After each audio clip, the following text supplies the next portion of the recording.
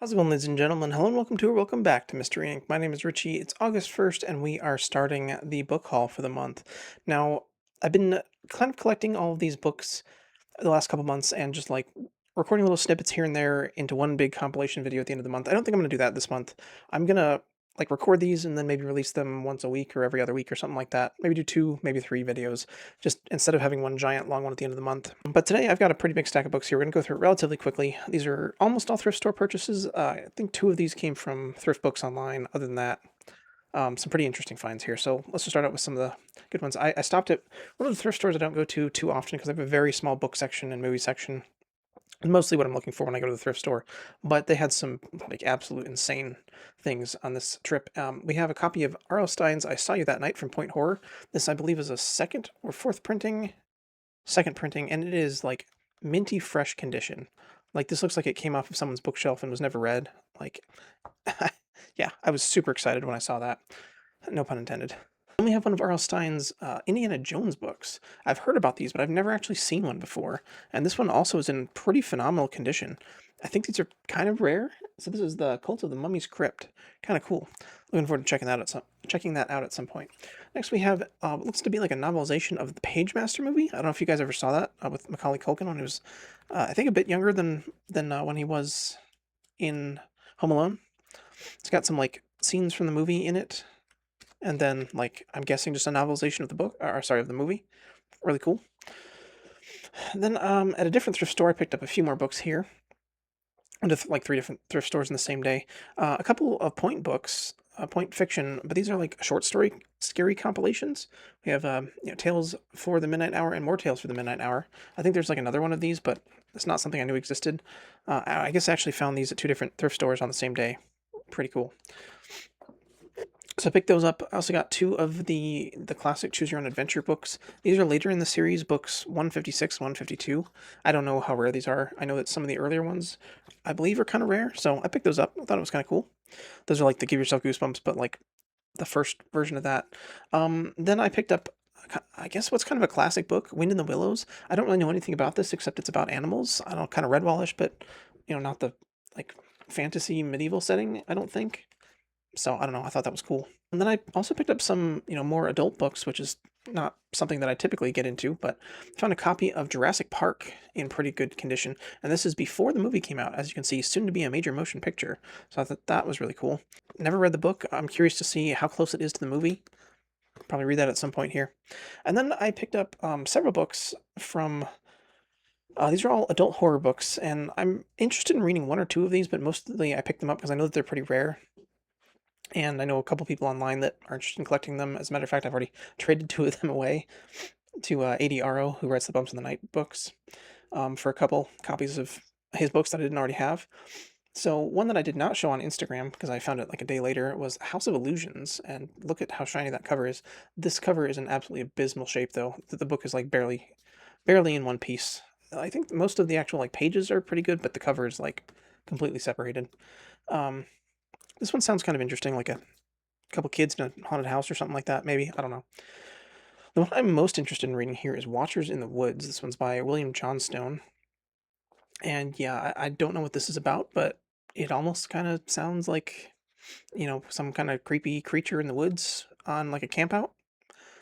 So yeah, that one sounds really cool. I do want to read that one. I don't know about the rest of these, but the other one that was kind of interesting and I thought was Night Thunder by Ruby Jean Jensen. It sounds like it's got some kind of like a Civil War connection, or at least part of the story, which is kind of interesting.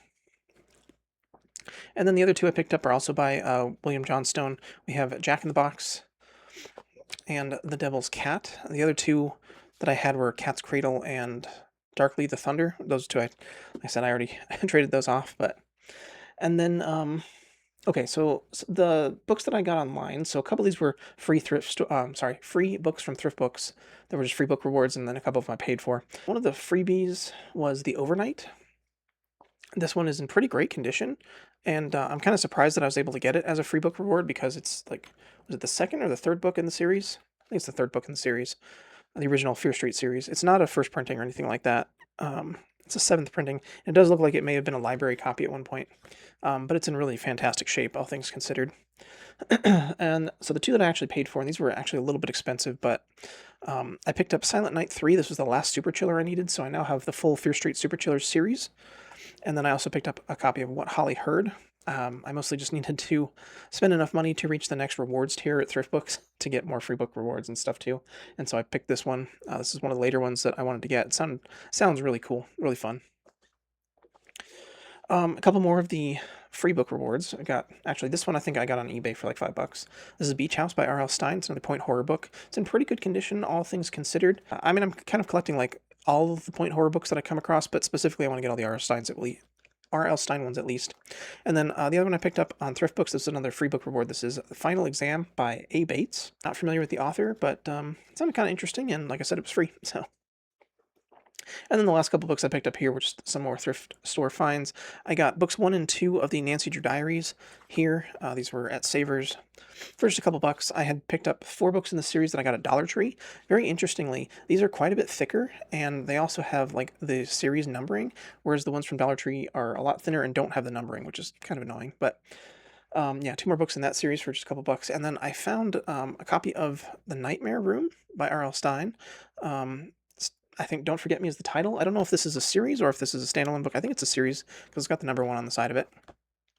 Not really familiar with The Nightmare Room, but it's R.L. Stine and I didn't own it, so I got it. Well, I did some more used bookstore shopping and thrift store shopping on the other side of town. I got a pretty big stack of books here, so I'm going to go through them really quick today. And but there are some pretty big hits in here. I got 1 copy of a Hardy Boys Blue Flashlight edition here. This is book 49, The Bombay Boomerang.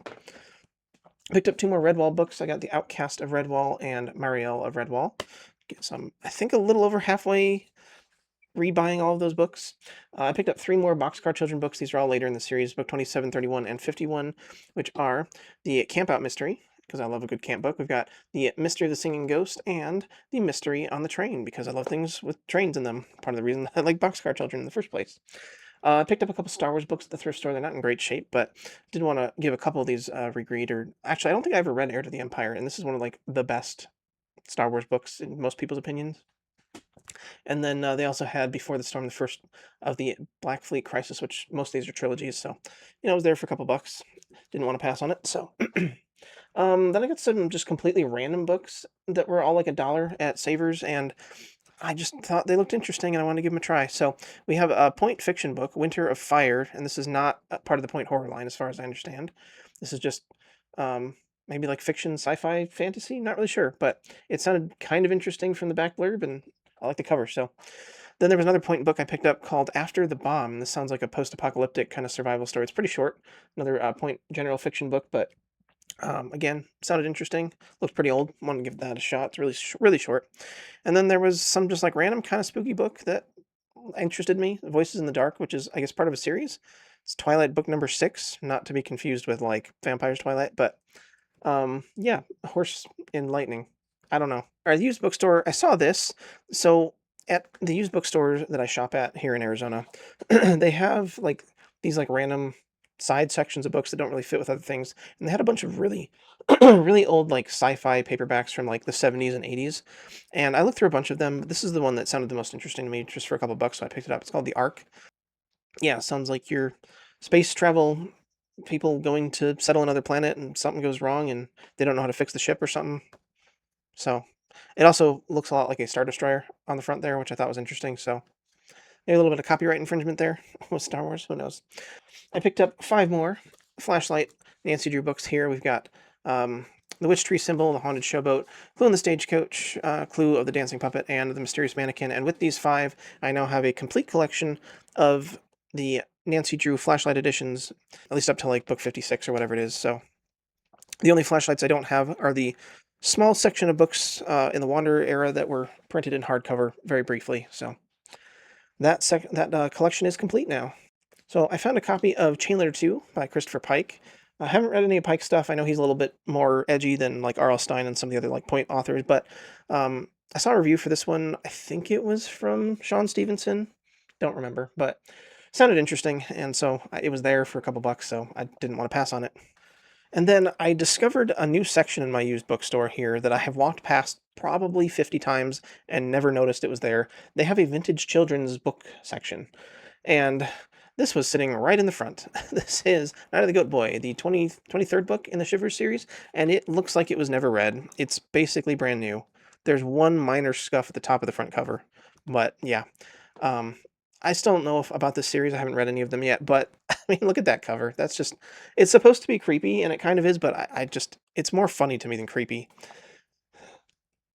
And then I found three books by Caroline B. Cooney. One of these here, Twins. This is part of the Point horror line, although this version is not Point printing of it.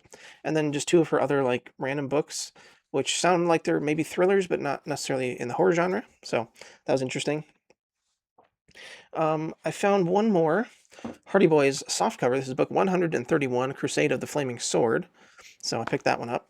I try to get these whenever I can find them because they seem to be much rarer than the early books, especially like the flashlight covers. So that was pretty cool. And then I've got two Nancy Drew books here that they're not super old, but they do have original text. So we got book 13, Mystery of the Ivory Charm, and book 15, The Haunted Bridge. So I now have 13 books from the Nancy Drew series that have original text. Getting it's about a third of the way through that part of the collection. And then the biggest hit of the day was this. This is Hardy Boys, book 31, Secret of Wildcat Swamp. This is original text, and I believe it's one of the 1959 to 61 printings, I believe, because it has the orange cover, or sorry, the orange inside and the like tan cover there, and its dust jacket was present and almost completely intact. There's a little bit of a tear on the front, and obviously some edge wear. Reached the end of the first week of August, and we got another stack of books here to show you, and then we're gonna wrap this first episode of my August book haul up. We'll see how many more of these episodes there are this month, but so let's start with my thrift store pickups. I saw this, which I thought was kind of interesting. It sounds like some kind of it's not a novelization of Independence Day, the movie, but it's some kind of a tie-in. I don't know if it's happening at the same time as the movie or just after the movie, but it looked kind of interesting. I don't know if I'm actually going to get around to reading it or not, but I didn't want to pass on it for just a couple bucks. I found this, which was really cool. Super Case book, a Scooby-Doo book. Sounds like it's a bunch of little Scooby-Doo short stories, which is kind of cool. I love Scooby-Doo. Loved it as a kid. May or may not had some kind of influence on my name for the channel, if you hadn't kind of pieced that together already. But yeah, so I thought that was cool. I don't know if there's more of these, if there are, or if there's any other Scooby-Doo books that kind of fall in like that middle grade or even teen era. Let me know. Kind of interested. I got one Nancy Drew and one Hardy Boys here. I got book number 61, The Swami's Ring. This is one of the soft covers that was also available in Flashlight Edition, but obviously I found the soft cover. I was really sad also because they had a copy of book 73, which I can't remember the title of, but that one was a former library copy, and even though all the pages were there and the cover was present, none of the pages were actually attached to the spine of the book anymore. They were like kind of in groups of like 10 to 20 pages, and they were like all falling out, and I still almost bought it for $1, but I figured it wasn't really worth it. I'll just buy a copy of it eventually, even if it costs me, $5, $10 and have one that's actually intact. But I was really sad about that. Also got a Hardy Boys book number 161. This book was published in 2000, so they're still writing Hardy Boys books, I think. This is Training for Trouble, and I'm not a big fan of this era of the covers, but again, a buck 50, whatever. Figured I'd pick it up anyway. This was another, what looked like a random middle grade book. I don't know if this is a series or a standalone book, but it's Exit 13, The Whispering Pines. If this is a series and you know about it, let me know. It sounded interesting. A little bit of a spooky, like family ends up at some like old rundown motel or something on some highway. Sounded kind of interesting. So I grabbed that for $1, $2, whatever. And then my online orders that I recently acquired. So two of these books in this series. So first of all, I already own one of the books in the series. You'll have seen the review if you watched yesterday's video. As far as the other four go, I ordered two of these, and then I ended up trading the author a couple of the Zebra Horror books, like I mentioned earlier in the video, for the other two books, and that is the Bumps in the Night series. So I had book 4 previously. I now have the full 1 through 5, what's currently available. Here Today, Ghoul Tomorrow is the one that just came out. I've got a video coming on just very briefly looking at these and briefly talking about the series, which I'm going to have up next week. So I'll go through all of those then. Then I picked up a couple of other just random middle grade series that I've been interested in. And when I say picked up the series, I picked up one book in each one book from each of the series, I should say. I got another Christian middle grade fantasy series. This one's called Blades of Eternity. The first book, Keeper of Peace. I know the second book either just came out or is about to come out. This is another one that I came across from Sean Stevenson's channel and on Instagram. He seemed to really like this one, so I figured I'd pick it up and give it a try since I just read his first book in the Parable Port series, and it wasn't my favorite thing in the world, but I really liked it, so I figured I'd try this one too, and obviously we're going to read Parable Port Book 2 in the near future here. And then a couple of the modern middle grade horror series that I've been interested in checking out. One of them is Scareville here. I picked up book number 6, Don't Go into the Woods at Night, because this is the one that looked the most interesting to me. I also want to try out Got Ghosts. I don't know if I'm going to get all the books in this series. It really depends on how I feel about the couple that I pick up here. I'm not a big fan of a lot of the covers in this series. There's kind of a line, in my opinion, of what is creepy appropriate, and then there's some things that are just like a little bit too uncomfortable for me. I don't do anything that has like anything satanic looking on it or Ouija boards and stuff like that. And there's like a depiction of a Ouija board on the first book in the series, and like the pumpkin face on I think the second or third book is just like really unsettling to me. Obviously, that's kind of the point with some of these things is to be creepy and unsettling, but it's kind of like a little bit over the top in my opinion. Personal opinion, you may feel differently about it, but I really like the look of this one. I mean, it's very creepy, but in a way that's not like over the top for me. And the other one, like I said, that looked really interesting to me was Got Ghost. So we'll give this one a try, maybe try that other one as well and see how I feel about the series. And then the other series I picked up a book for was Creep Tales here. This is Night of the Living Pizza, the first book in the series. I believe there's 2 books in the series currently. The other one is um, One Night at Camp Vampire or Welcome to Camp Vampire. I can't remember, but this one looked the most interesting to me because we've got this living pizza monster and this just looks absolutely hysterical.